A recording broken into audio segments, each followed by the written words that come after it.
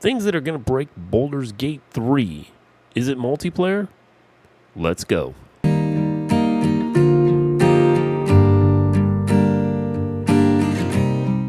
We're going to try this multiplayer out. And if you all remember back when we were playing this in early access, I told you that this was going to be make or break for this game because the way they were doing multiplayer back in the early access was that you just jumped in a character that they had, that whoever was hosting the multiplayer had. That was it. You just jumped into it. You played whatever characters they had already in there, which I can understand that portion of it, I guess. I can understand how that would make sense. But then, because I was thinking, no, I had to do, when I jumped into multiplayer, I want to play a character I want to play. Because I don't want to be playing Shadowheart or Karlach or, whoever they pre-made.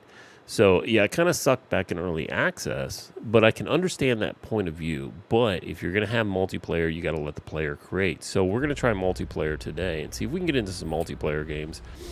Anyways, we're going to try this here, and we're going to see if we can get into some of these multiplayers. I'm not sure how well this is going to go, but we are going to give it a try. Remember, you can catch all of our episodes over on YouTube. Yeah, we got kicked out of that one.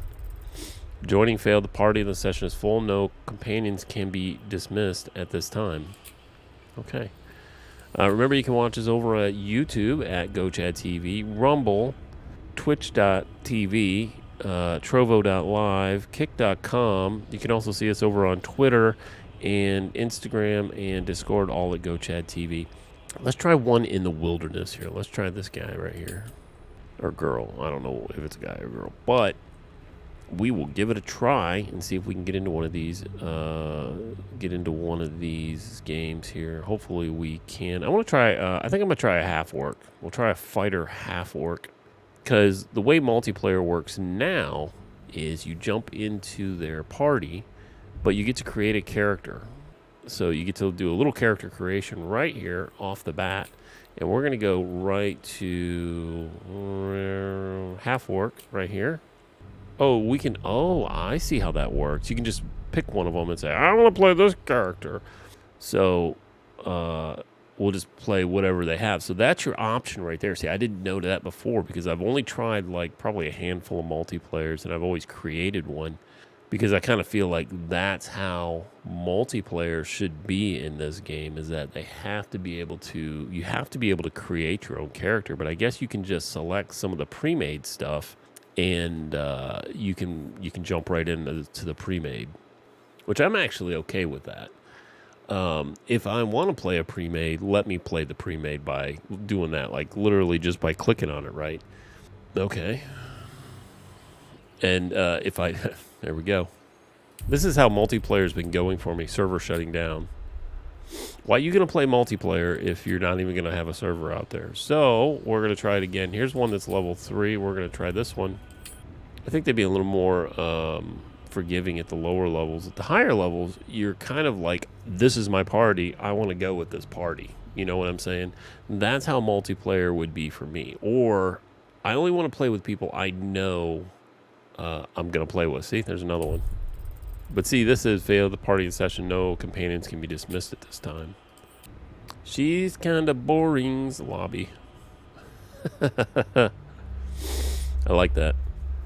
But yeah, I don't know if it's something wrong with the client or the way they're going about these, or if everybody's like, I want to play some multiplayer, and then they're just like, nah, I don't want to play multiplayer when they realize they're 3 levels into this game. Or maybe they're thinking like me, and it's like, I just want to play with my friends, and I know my friends are going to come on and we're going to play. Connection failed. It's like when you get these connection fails, you got to go all the way back out. You got to go all the way back into the lobby again, to get the multiplayer. Sometimes it won't let you. It won't let you go into multiplayer because the party hasn't rested, or isn't it camp? Or I think I've been in a total of maybe 1 or 2 multiplayers All right, let's try again. Let's try scrolling down a little bit, see if we can find something else here. Let's try this one. Maybe these people don't realize how tough it is to carry a multiplayer game. Maybe it's very demanding on the... Now, I've not hosted one, so I don't know yet. But maybe it's very demanding on the computer to try and host one. See, they show they're available. I don't know. It's really interesting on how the multiplayer works, but it doesn't seem like they have like a rating on... They should have like a ping level on each one of the servers you're trying to connect to because... Oh, hey, here we go. We're going to go fighter. We're going to go great weapon fighting.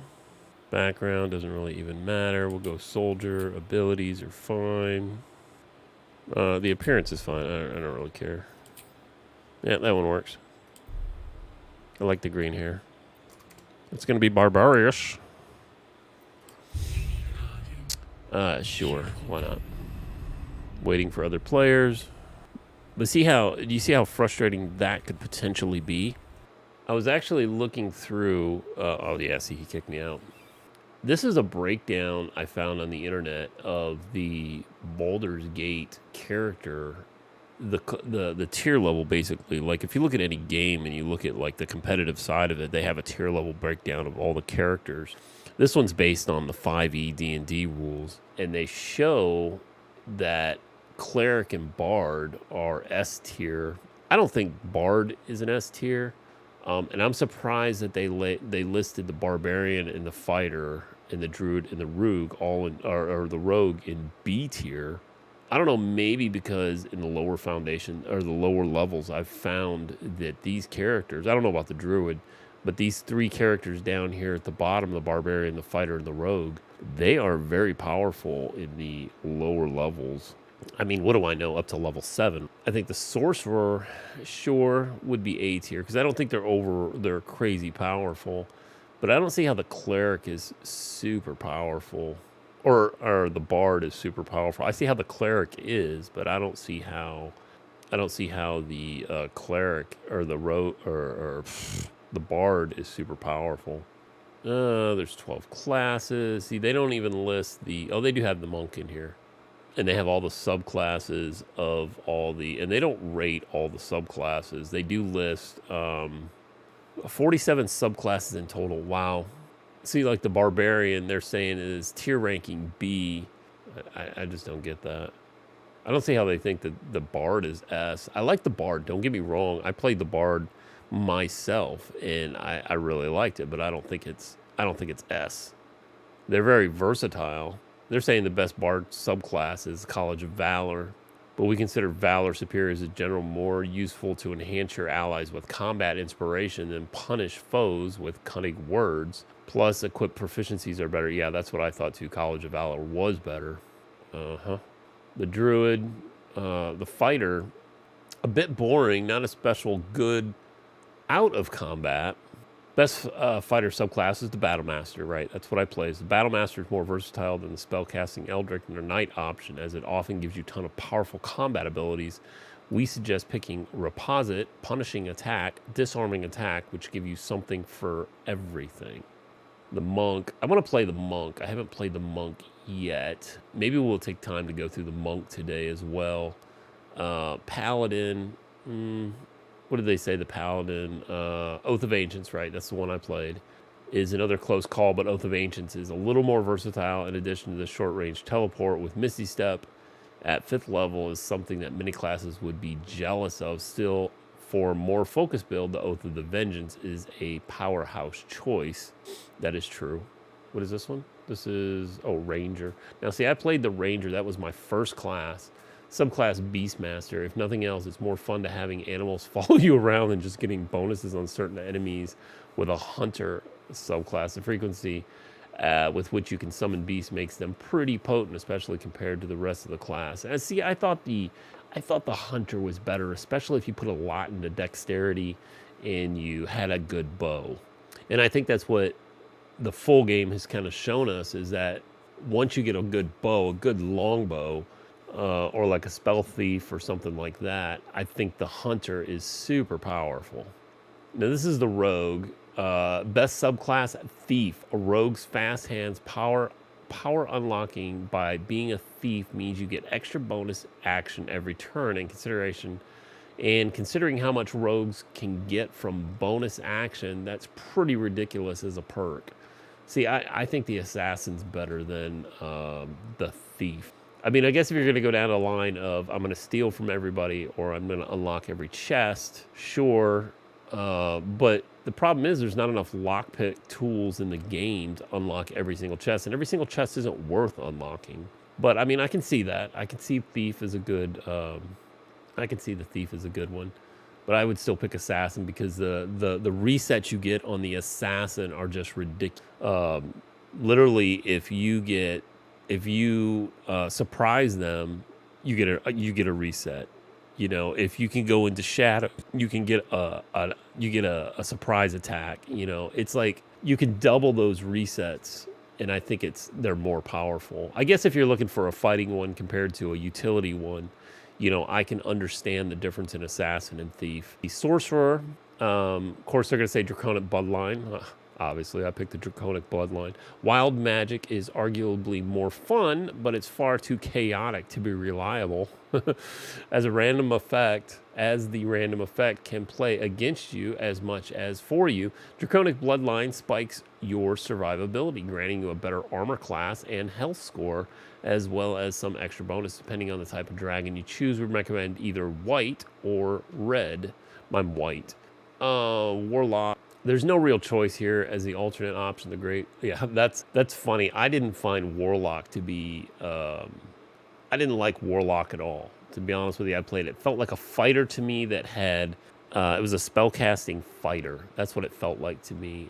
They're saying the Fiend. There's no real choice here as an alternate option. The Great Old One just isn't finished yet at time of writing, so some key powers missing. Final blah blah blah. Yeah. It's pretty sweet and helps a lot with the Warlock's lower survivability. Wizard, we went abdicate or School of Evocation. Yeah, that's what we went. Neither school is great right now. It's hard to pick one as being wholly better. But considering the School of Evocation means you can blow fireballs without roasting out, that can be a lifesaver in certain circumstances, allowing you to go full on with the AoE attacks. The regenerating shield from the Abjuration School isn't bad, but a 3 HP max isn't good enough to take the lead. Here's the monk right here, the monk.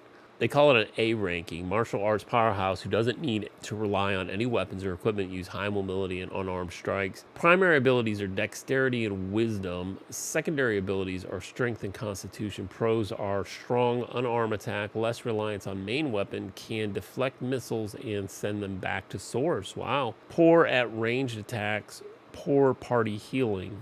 They got party healing?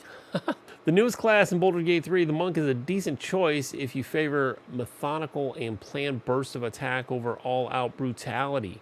Similar to rogues, monks work well from close proximity while they have the element of surprise on their side. With little in the way of innate ranged attack, strength at your disposal, you can choose to focus your Kai in various ways to help reach those more distant targets. Wood half-elves make decent monks thanks to shared proclivity for moving quickly and being light on their feet. They actually get an extra 3 meters of movement as a wood elf. You get that 3 extra meters. So normally, like a player can only move 9 meters. You can actually move like 12.5 meters. So you want to, that's a huge thing that you want to have. That's one reason I picked my sorceress as a wood elf because of the dexterity and the additional movement that the wood elf provided.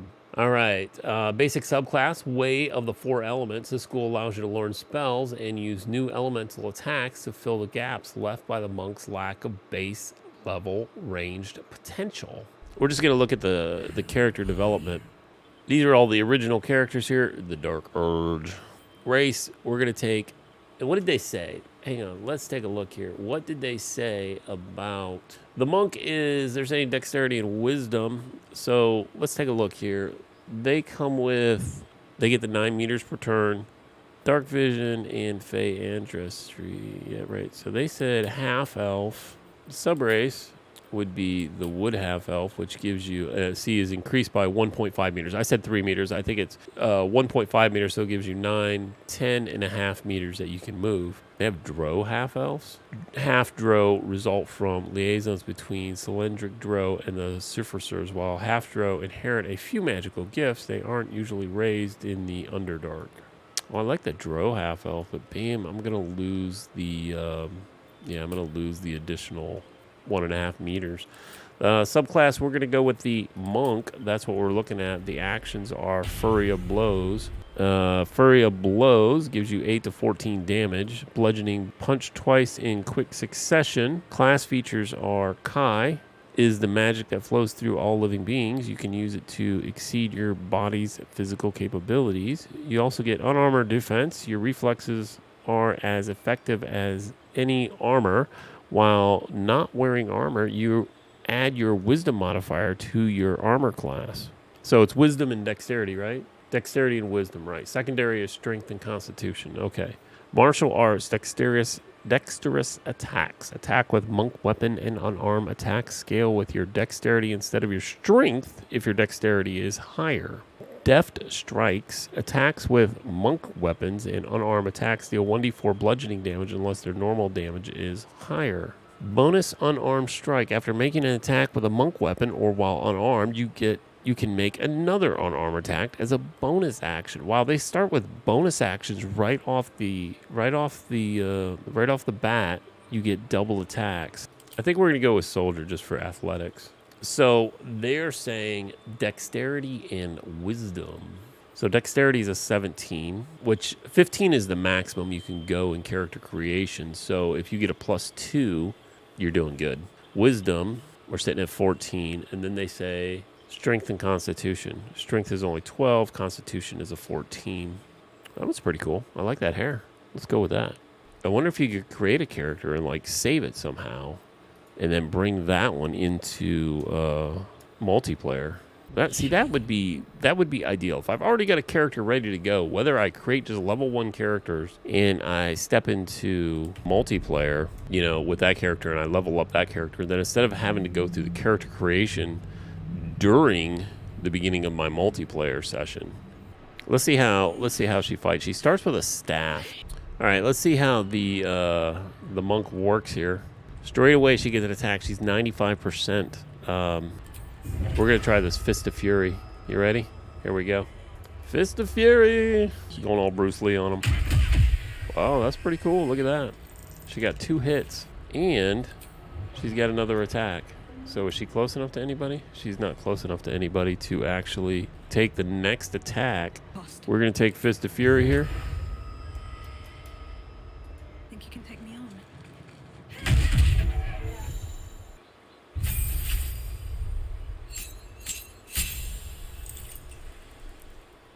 So she got an additional Kai point. You gain an additional Kai point to fuel the monk techniques. Unarmored movement. Your movement speed is increased by 3 meters while you're not wearing armor or using a shield. So she got the original 9 meters that everybody gets. Plus, because she's a wood elf, she got an additional 1.5 meters, bringing her to 10.5 meters. Now she gets 3 more meters to get her to 13.5 meter movement each turn. Plus, she is going to get additional actions. Patient defense. Attack rolls against you have disadvantage, and you have advantage on dexterity saving throws. 1 turn. Step of the Wind, dash. Double your movement speed. Jump no longer requires a bonus action. Wow, that's actually pretty nice. Step of the Wind, disengage. Retreat to safety by disengaging. Jump no longer requires a bonus action. So these are kind of her movement skills it's looked like she's getting. Her initiative, +3. All right, that's the monk. Yeah, I think they've still got a little bit of work to do on the multiplayer between showing you who's got the better ping connecting to you and maybe who's at an appropriate spot to actually for you to actually join their party and play with.